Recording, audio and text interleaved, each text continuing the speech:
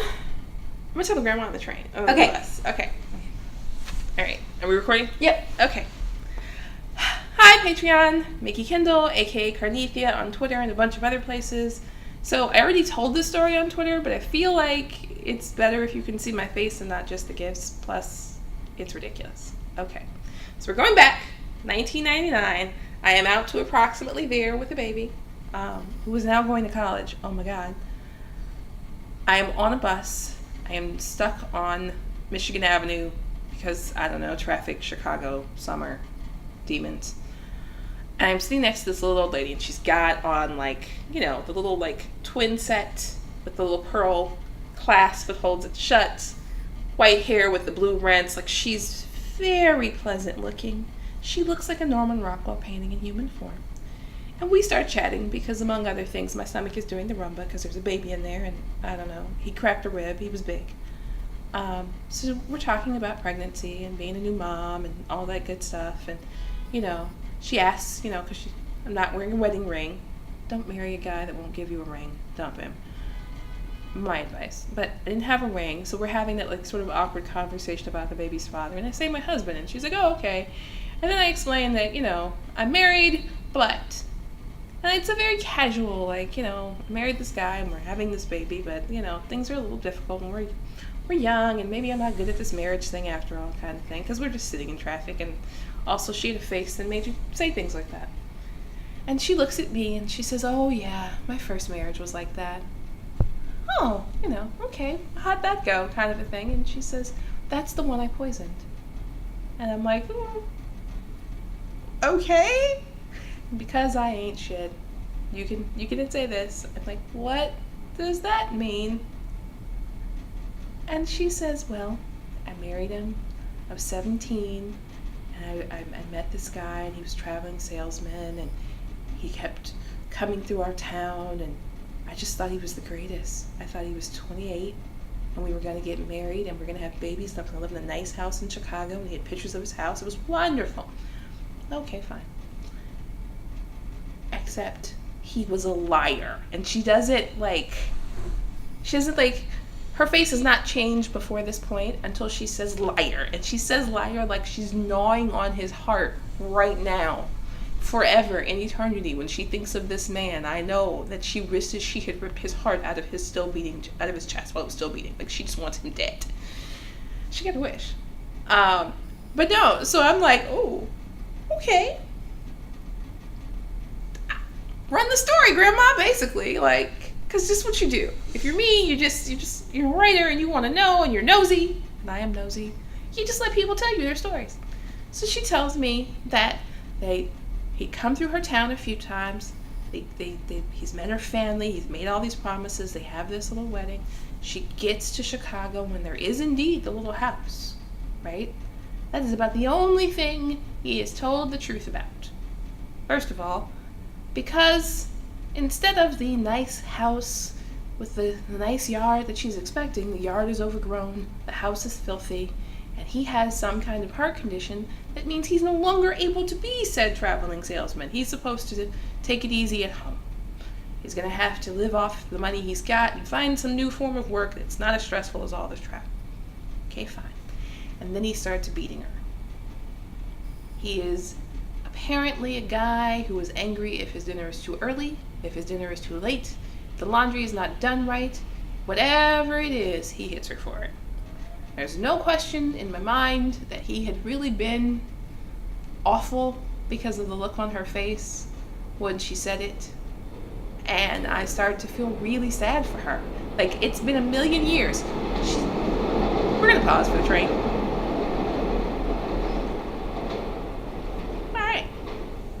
Chicago, what are you going to do? It's been a million years since this happened, but she looks like she's still afraid of him a little bit, right? Like she's still in that place. And I'm thinking, oh God, he must have been terrible. So, as we're talking, pause one more time.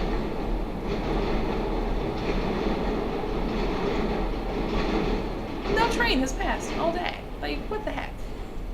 All right. So, as we're talking, and I'm woo-woo-wooing. I'm sorry that happened to you and whatever. She says, and so I was in the yard, and they're plants that you learn when you grow up on a farm and you grow up that you don't eat them, you don't eat their fruit, you don't bring them in with the other things. They're weeds or they're poisonous. So I start weeding this garden, and I'm trying really hard.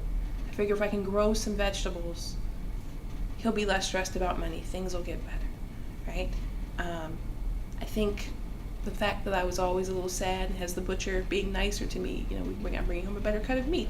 He accuses me of sleeping with the guy. Like, it's from her description, it's terrible. So she's in the yard, and I don't think she originally planned to kill him, but I think the idea hit her one day because the nice boy at the butcher is nice to her, and this man is not nice to her, and this man is consistently not nice to her, and frankly, from the description, nothing she's going to do is going to be right. The house can never be cleaned enough. The food is never cooked the right way. She's never sitting, standing, walking, breathing. Everything she does is a reason for him to vent his frustrations on her. There's no babies coming because they're not even, I get the impression, not even really having sex, or if they are, they're not making any babies. So she makes him something, right? She's a little vague on this point, that the first time she just kind of makes him sick. He's got medication for whatever's wrong with his heart, and she gives him something from the yard as part of his dinner, and because the doctor's always telling him he needs to eat more vegetables and less white rice and less this and less that. It's still early in the don't eat bad foods that are bad for you thing, but the doctors told him to avoid spicy foods and that kind of stuff. Of course, he really only likes spicy foods. Or at least, what is Midwest spicy? Do we know what Midwest spicy is? I've always wondered. So she makes him whatever she makes him, because she said she tries a couple things, and he eventually gets sick. He stops hitting her, and that's good, right? He's yo-yoing in and out of illness, but now that he's not hitting her and she's doing all of this work, and there's still that nice butcher boy, and he's got that retirement plan in place where he's going to be around a really long time, she's looking at this future where he'll always be her problem. And he has, because one of the many things you do when you get married at this point, he has a life insurance policy. And there's this nice little house. And really the only thing that's wrong in her world is him. And there's some mushrooms, and there's some digitalis, and there's some other things growing, because they're weeds. A lot of poisonous plants are pretty. Your flowers in your yard might in fact be toxic, things like that. And if you're in America, there's something called a false morel that looks like a regular mushroom. Don't eat it. Don't. So she makes him some stew. She makes a pot of stew just for him. Doesn't eat a bite of it herself. Makes it just as spicy as he likes it. Chops up everything and just so fine. He doesn't like lumpy food or chunky food. She makes him something good and hearty and nutritious. And he eats every single bite. Best thing she's ever made. First time he's liked anything she's cooked. Blah, blah, blah, blah, blah, blah. And then he goes to sleep. She cleans up.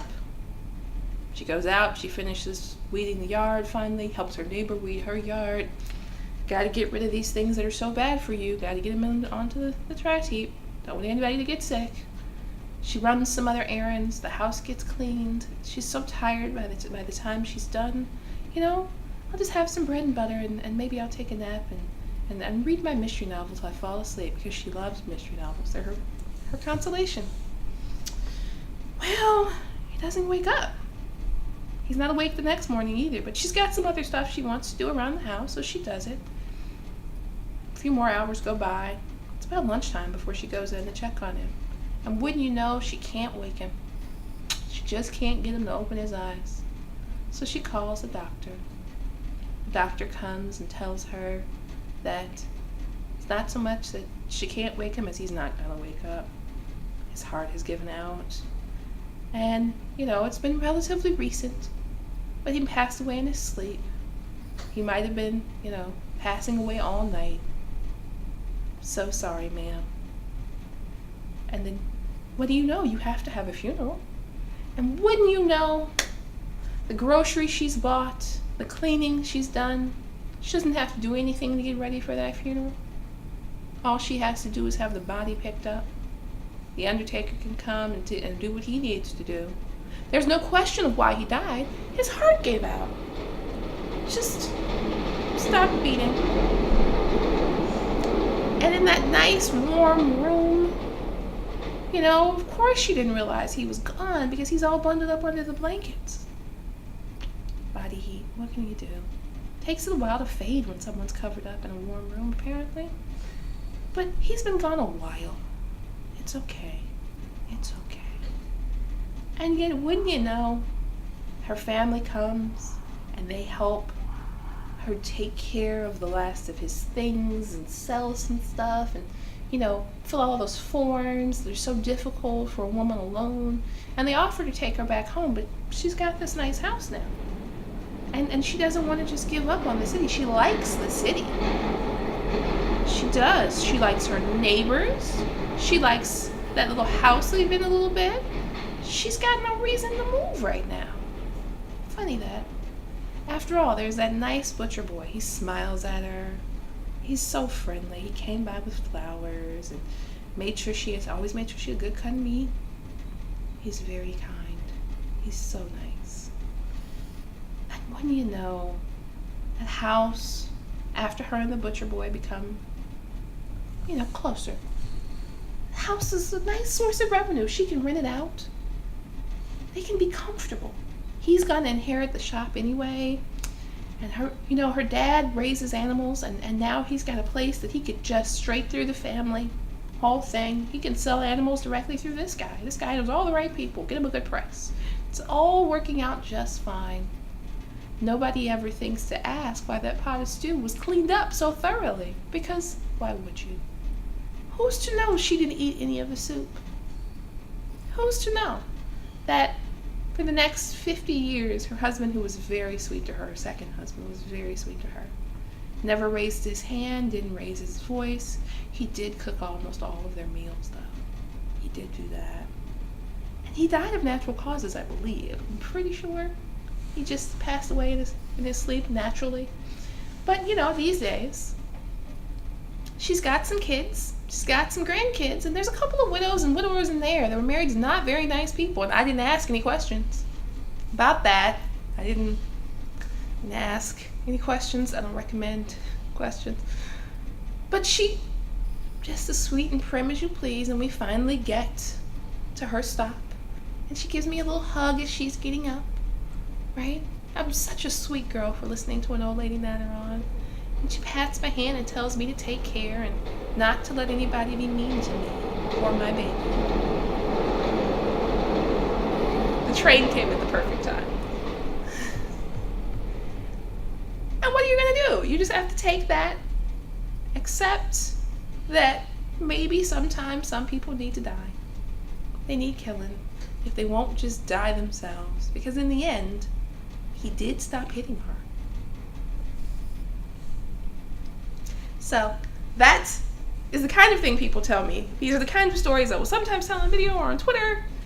Obviously, this is going to be on Patreon. If you would like to see more stories, patreon.com/Carnethia. It's all going to be in a little after credits too, don't worry. But this is the wonderful thing about telling stories online. You can hear all the weird stuff that happens.